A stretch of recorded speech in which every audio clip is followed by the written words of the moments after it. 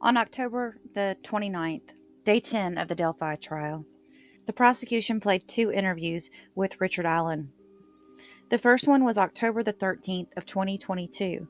It was at his home where he agreed to come into the station voluntarily to be interviewed there. Once at the station, they asked him what he saw when he was on the bridge on February the 13th of 2017. He said he was there from about 1:30 to 3:30, and he parked at an old welfare office. He very calmly gave all of his info to the police. He said he had an Android. He had two email addresses. He gave them both. He does not go on Facebook, but his wife has a Facebook account. His daughter is 28 years old, and his wife's name is Kathy. He went to high school in Miami. He was in the military. He says church really isn't his thing. He said he had a heart attack in 2010. He said he struggles with severe depression and anxiety, high blood pressure, and cholesterol. In 2013, he worked in Peru, Indiana. He was a store manager at Walmart for 10 years. In 2016, he came back to Delphi. Then they began questioning him about that day, February the 13th of 2017, the day that Libby and Abby were killed. He said he went to his mom's house in the morning, and it was a warm day, so he decided to go get his jacket and then go back to the high bridge and go for a walk on the bridge.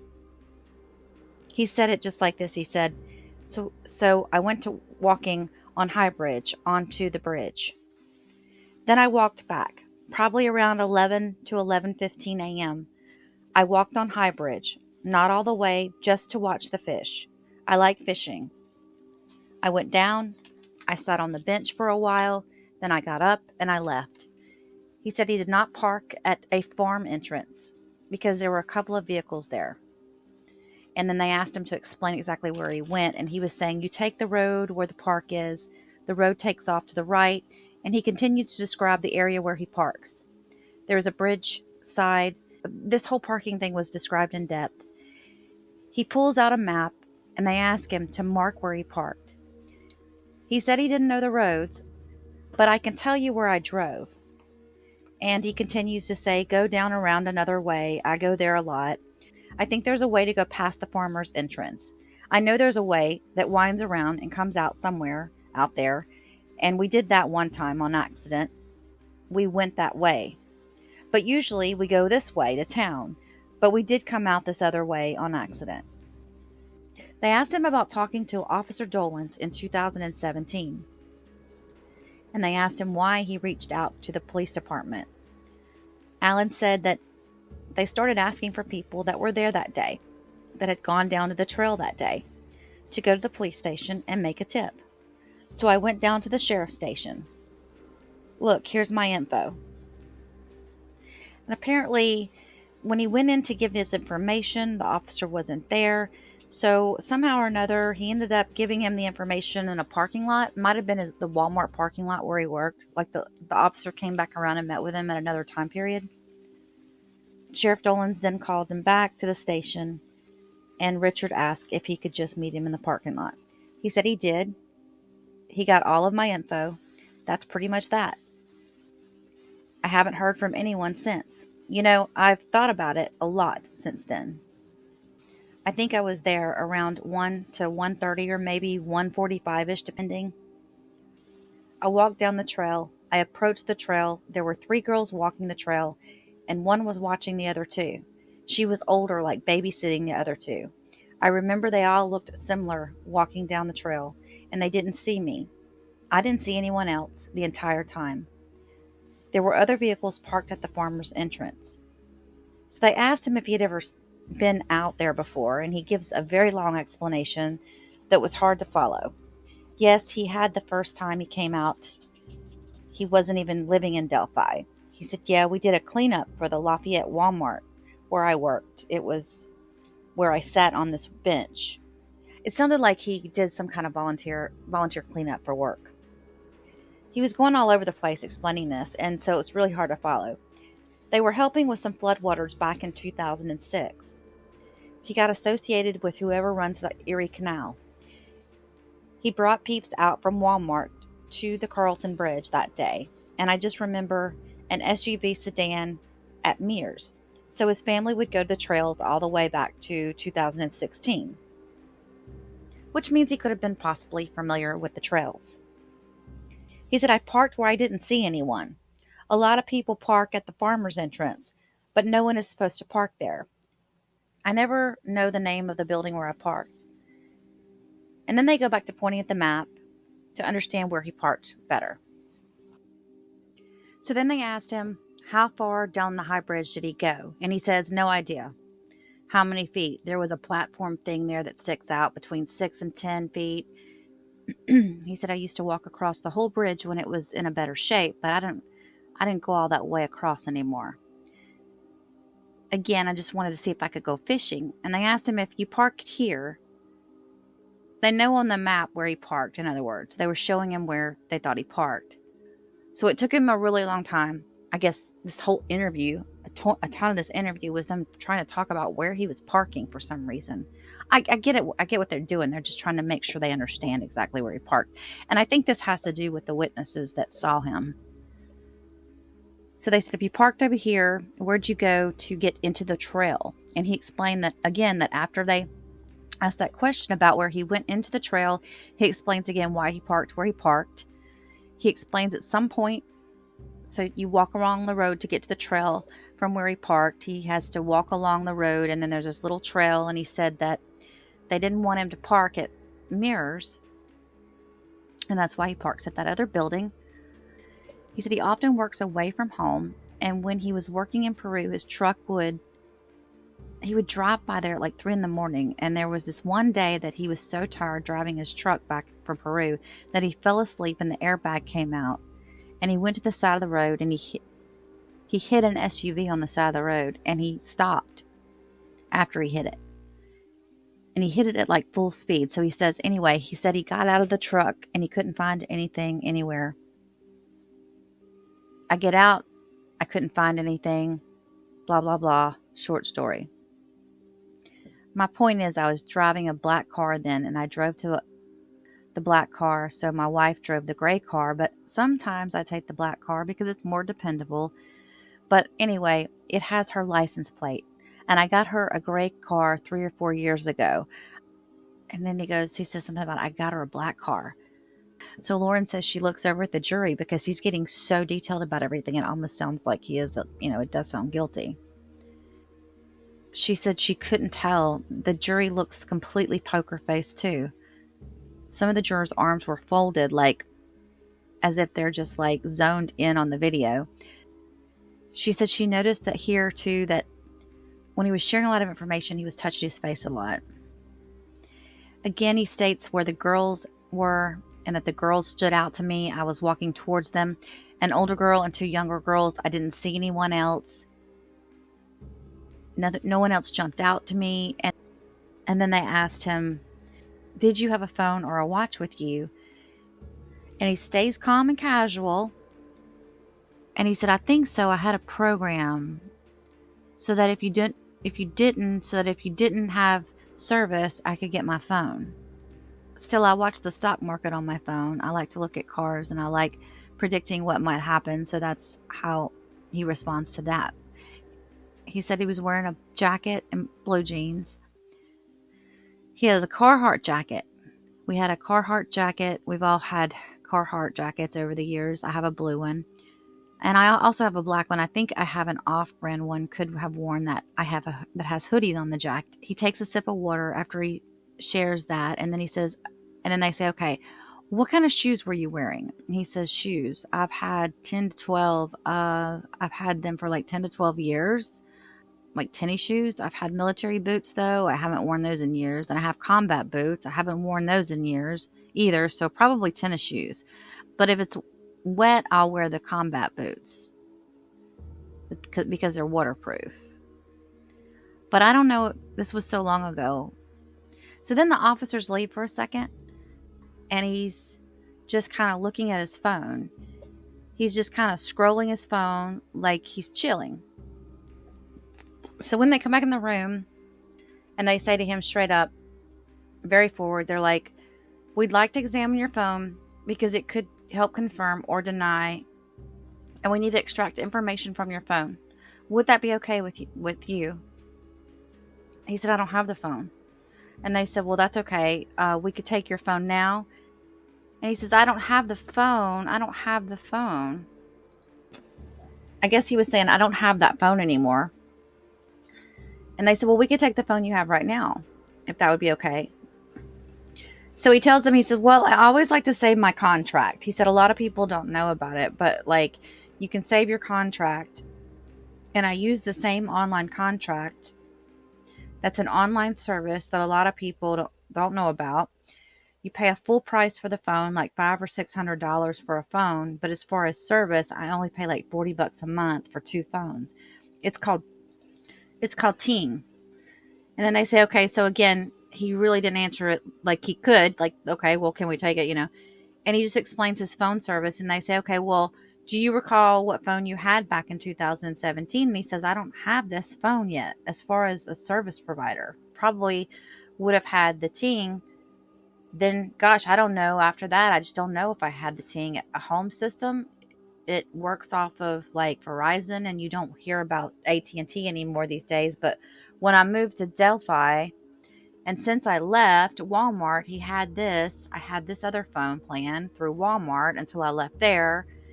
And then he's like, they say, okay, could we start with this phone if that's okay with you? And then they actually hand him, at this moment, make things a little bit more tense, they hand him some sort of like a permit that he's reading, they hand him like a little one of those search warrants where you just sign off it and say, yeah, I'm waiving my right for you to look through my phone or whatever. And he's reading it, and now his arms are folded now in the video, so it's quickly kind of shifting the way that his demeanor is. And they say, okay, so anyway, can we ask you for your password you have and are there any questions that you have for us? And he said, well, this sounds more like he's starting to sound more concerned. He said, I don't want to be anyone's fall guy. I just want to be helpful. And then they say, well, we need to try to eliminate you. Sure, but I don't want to be anybody's fall guy. I'm not questioning your integrity, officers, but see, what I'm saying is, and she said she didn't get the rest of what he was saying because then they came back and they say, I see what you're saying. The officers kind of interrupted him and said, from our perspective, we just want to make sure everything you're saying is true. We want to look at your car, look at your house, and it's all very important. And he states, I get that, and I don't mind you going through my house, but it feels like you're starting to blame me, and I don't want to be a fall guy. And they say, you won't be a fall guy. And then he reiterates again.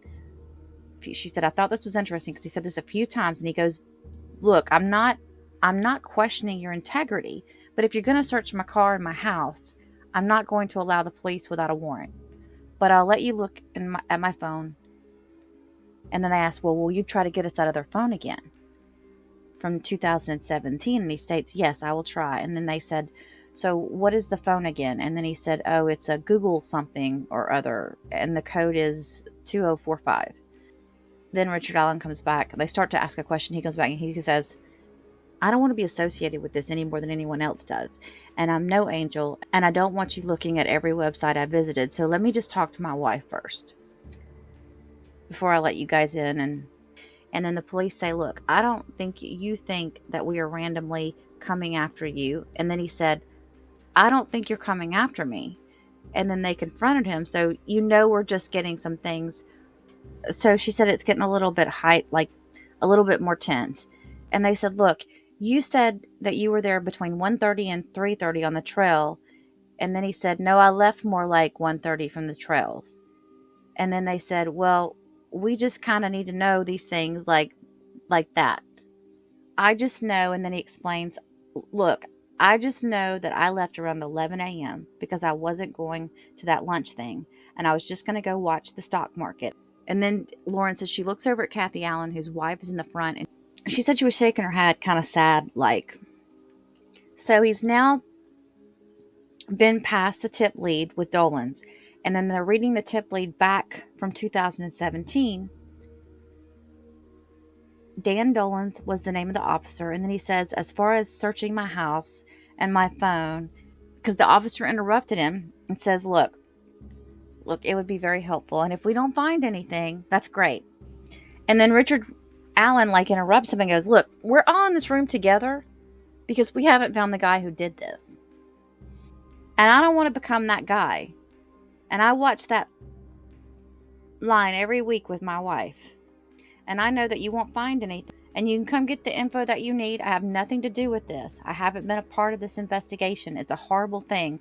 And I don't want to be a part of it. If I have something useful, I will share it. And then they say, look, if we can look at your car forensically, then we can say, we looked at Ricky's car, we looked at his car, and then he said, I need to talk to my wife first. And the detective he said, would you mind if we stepped out for a minute? And he says, Richard Allen says, go ahead.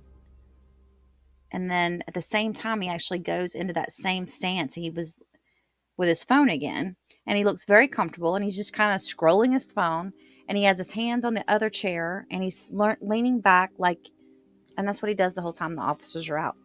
She also made some notes here that his attorney has his arm on the back of Richard's chair, but almost all the way around Richard the whole time, kind of protecting him or something while they're listening to all this stuff. So then after he finished, he's scrolling for a little while. Then he puts his phone down and he picks it back up, just kind of piddling with it while he's waiting.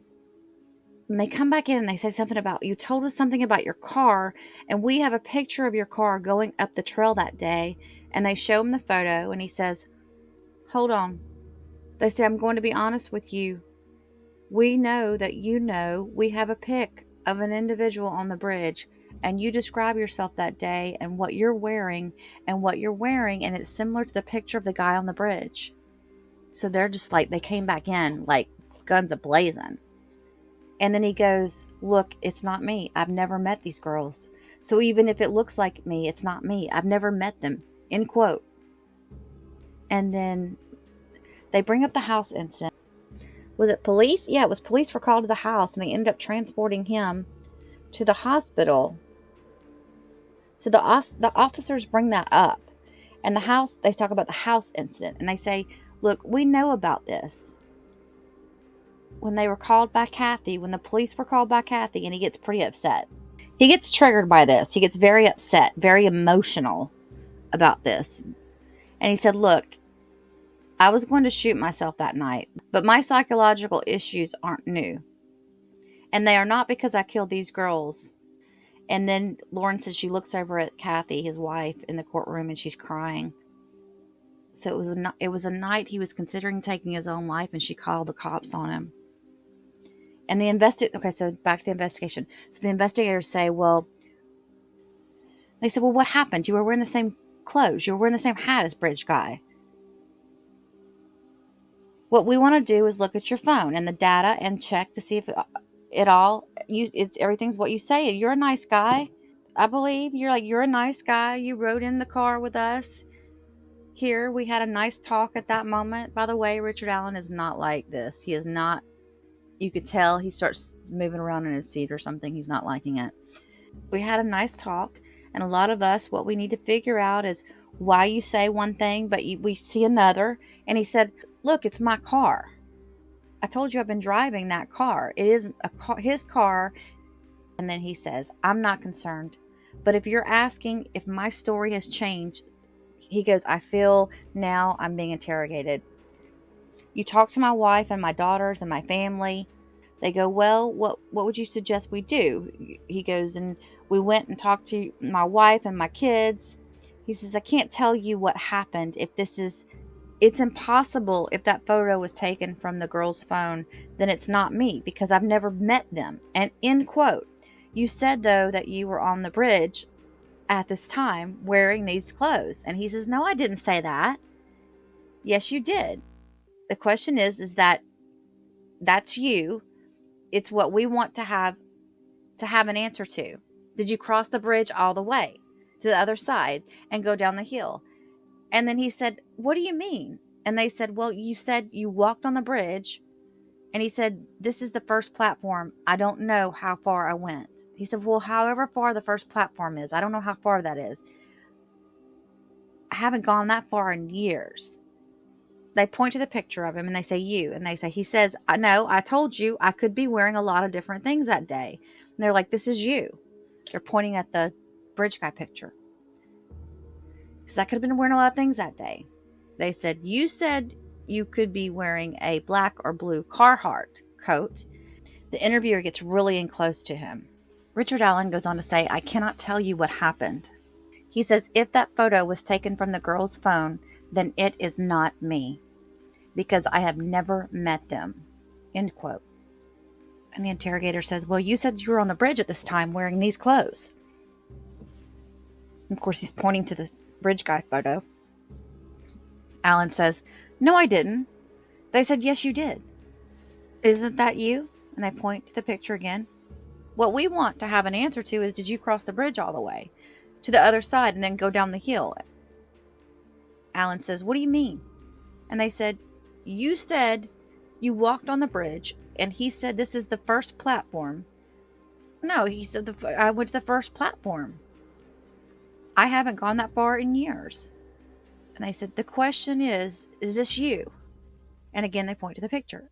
No, I told you I could be wearing, obviously I haven't heard the recording.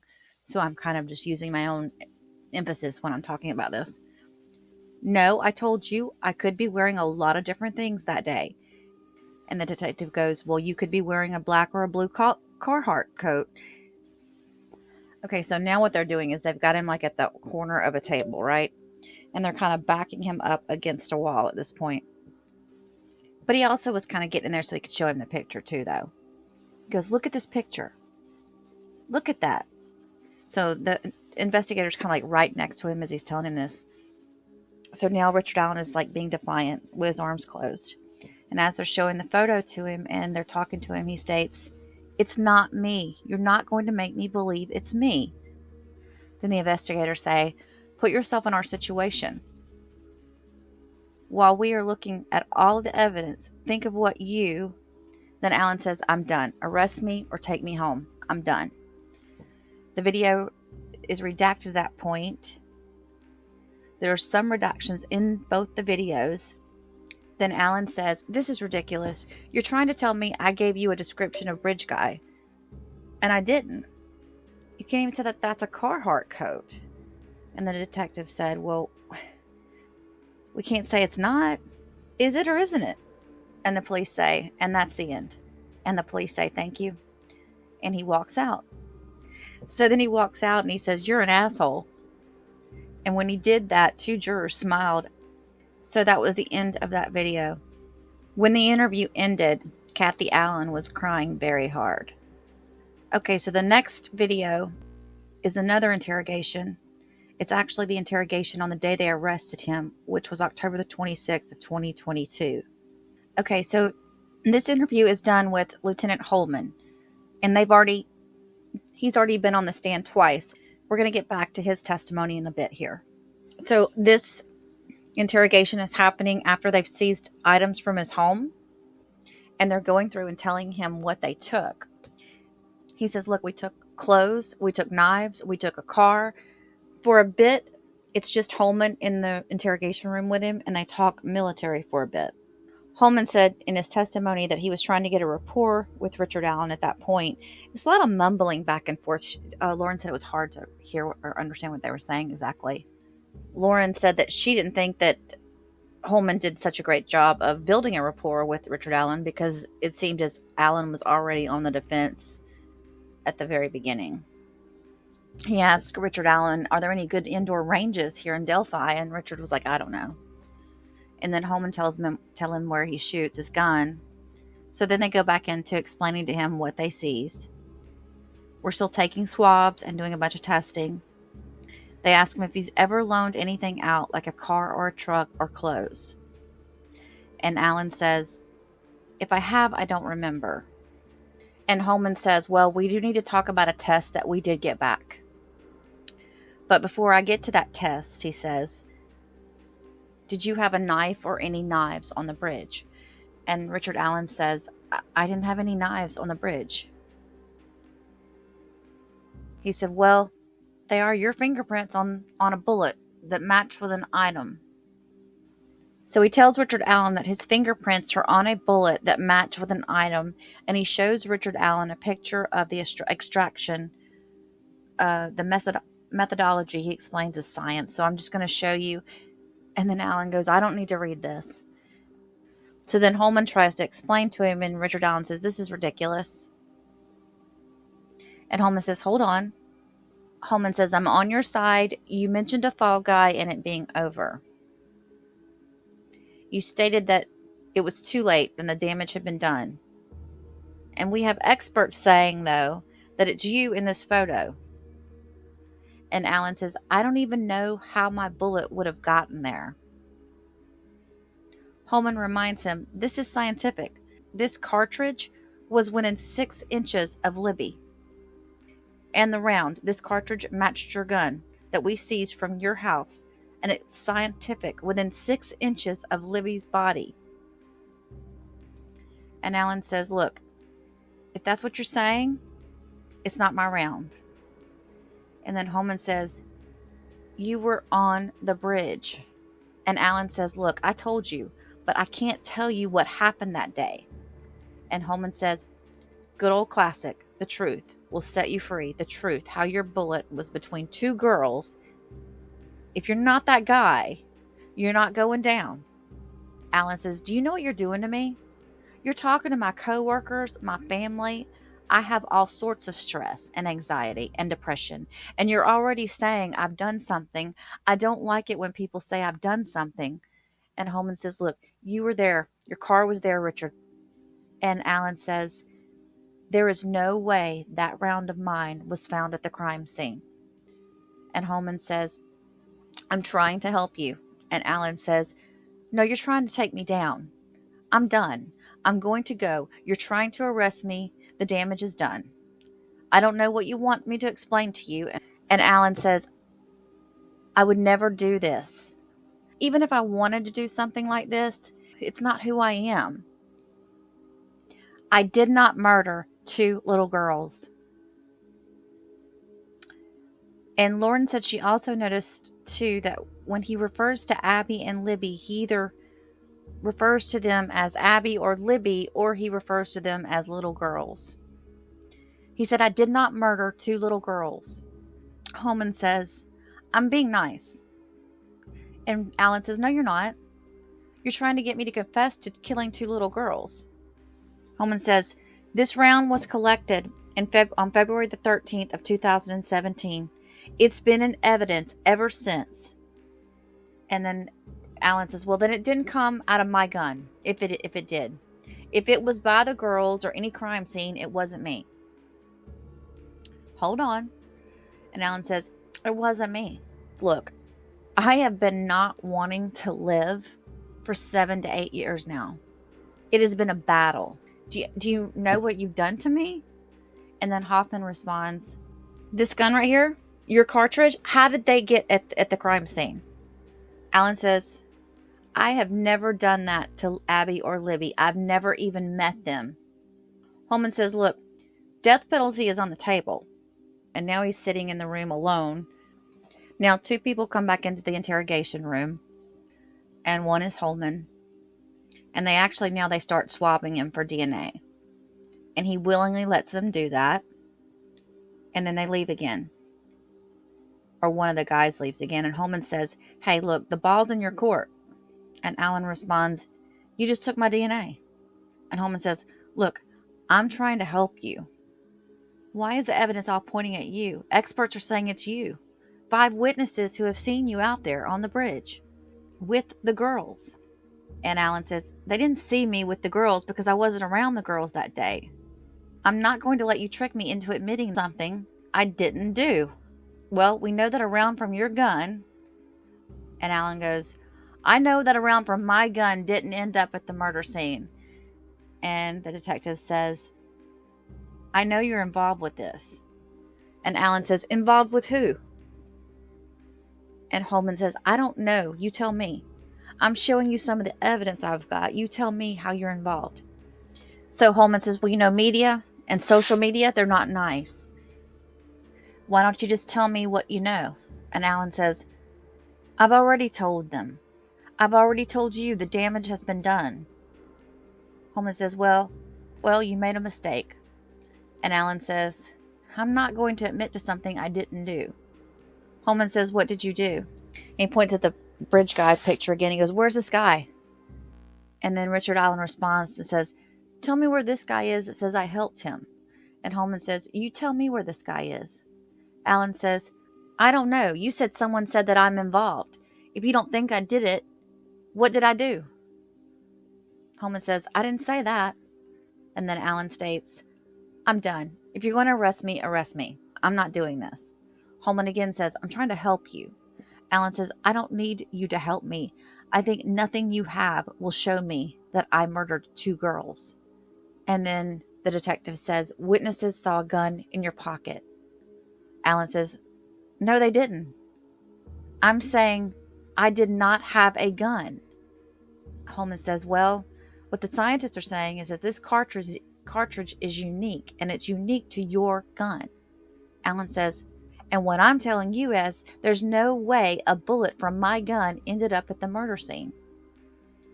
And Holman says, scientists say the mark on the gun matches your... And then Alan interrupts him and says, I have never shot anyone. I've never pointed my gun at anyone. And Holman says, well, you said that you were there. And he says, yeah, I told you. I was on the trail. I didn't tell you I was at a murder scene. I'm not going to tell you I was there so that you could feel better about what you're doing. I'm done.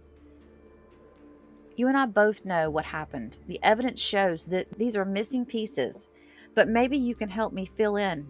And Alan said, I didn't do this. I've never been around those girls. I've never even seen them. I'm not going to confess to something I did not do. Alan continues to say, I didn't do this. I've never been around those 2 girls. I've never even seen them. I'm not going to confess to something I did not do. The day they asked if anyone was on the trail to come out, that's when I went out. Oh my God, you obviously don't believe me. You don't believe me. And then Holman responds back with, well, you don't believe the evidence. Alan responds, I don't. There's no way. There's no way possible. I'm not going to sit here all day trying to convince you I didn't do this when you obviously think that I did. I told you guys. Are you trying to trick me into telling you something I didn't? I don't know how to make this any clearer. I'm not going to tell you I did something that I didn't do. Holman then leaves the room again. Alan just waits, sits by himself, and just chills. So Holman walks back in the room, and that's when Holman brings up his wife, and he says, Kathy, blah, blah, blah, blah, blah. And Richard says, I think I know my wife. And they said, well, telling her that your depression has gotten worse. And that's when Alan says, look, this has been going on for 6 to 7 years. I have depression. Holman says, look, I've got depression too. Then Holman says, look, here's my theory. You're out there, you have a gun. We know you have anger issues. Your wife told us that you have depression. You see the girls. You order one of them down the hill. They pop off. You have a round in the chamber. You pull the round and you eject the rack. And then Alan responds to this theory is, I didn't kill 2 little girls. Holman responds, what did you do? I went on a walk on the trail and then I went home. Holman says, evidence doesn't lie. Alan responds, obviously it does. And Holes respond. And Holman's response is, well, do you not believe in science? And Richard says, I believe in science. Well, a scientist said that your bullet was at the crime scene. And Alan says, I'm telling you, my bullet wasn't found on the bridge or at the murder scene. Well, if you believe in science, and then you blah, blah, blah, blah. And Richard says, I'm telling you, any rounds found at the scene did not come from my gun. Then Holman says, okay, well, tell me, I'm all ears. There's a moment of silence between the 2 of them, totally quiet, just sitting there. And Richard says, I've got nothing to say. And Holman says, you're saying you didn't have a gun on you. And Alan says, well, I carry a gun if I'm fishing or mushroom hunting. That's the only time I carry a gun. And Holman says, okay, so you were mushroom hunting, Richard. And then Richard says, well, why would I be mushroom hunting? There's no mushrooms over there. Holman says, did you rack your gun on that trail? Alan says, I didn't have my gun that day. Holman says, were you out there target practicing one day? And there was dead silence. And he says, I'm just trying to figure out. I know where mushrooms grow and fish. Why carry it then? And Alan responds back, because you're out and you don't know who you're going to run into to protect yourself. Holman says, I'm not making this up. I'm not lying to you. And Alan says, you obviously are. And Holman says, nope, I'm not making this up. You tell me, you watch Dateline, and I'm telling you the truth. Item 16 is in the round, and it compared to your gun. And Alan says, you're saying it happened, but I'm telling you there's no way it happened. Holman says, you think I made this up? And Alan says, what do you want me to say? Holman says, well, tell me I'm not making this up. And Alan says, I've never said you made it up. Lying, I'm not saying you're lying. I'm saying there's no way that my round was found at the crime scene. And then Holman says, I can't make this up. She said, at that point, it got really heated, and they were talking really fast. So she wasn't able to write everything down. But at some point, Holman leaves the room again. And when he returns, he offers to bring in Kathy, Richard's wife, because she was outside the room. He also offers Richard to let him smoke. And Holman leaves. Then he comes in and he offers to get Kathy again. And then his phone rings, and we hear Holman say, look, with medication, people make bad decisions, even good people. So he's telling Richard, because Kathy's not in the room yet, he's telling Richard that Kathy doesn't think I'm making anything up. And only one person could know, and that's you. And then Alan responds by saying, oh God, I didn't do anything. I didn't kill 2 little girls. I didn't help someone kill 2 little girls. I never even saw them before. So then Kathy walks in. And it actually looked like Kathy and Richard were completely alone in the room at that moment. She hugs Richard for a very long time. And then Richard says to her, I'm so sorry. And then they let go of one another. And they look at each other. They sit down. And Richard says, they actually believe that I did it. I can't believe it. And Kathy's quiet. And then she actually says something, but she's so quiet you can't really understand what she's saying, because she's talking so soft. I know. It's like she says something like, I know. And then he responds to her, I know I can't explain something that I don't understand. And then he looks at his wife. You know this is something I didn't do. I know you know that. And I know you know that I know. And at that point, Kathy starts crying, and he says, I don't know what to say other than I don't know, because it's impossible. I don't need to try to convince you. I know that you know me.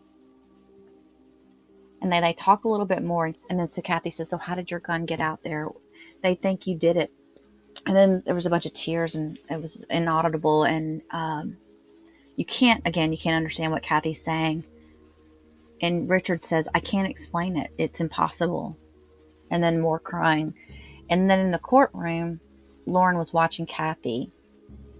That she said that she was still in tears in the courtroom. Then Richard says in the interrogation, he says, I get what they're saying, Kathy. And then Kathy says, this is on the video. They say they knew it was you, that you were on the bridge. And Richard says, I told them I was on the bridge. I told them I was on the first trestle. I love you, baby. But she responds, I love you too, Kathy. Asks him more, and then she asks him more questions that we can't understand what she's saying. And then he says to her, this is exactly what I would never want for you. I'm not going to say it's something I didn't do when I didn't do it.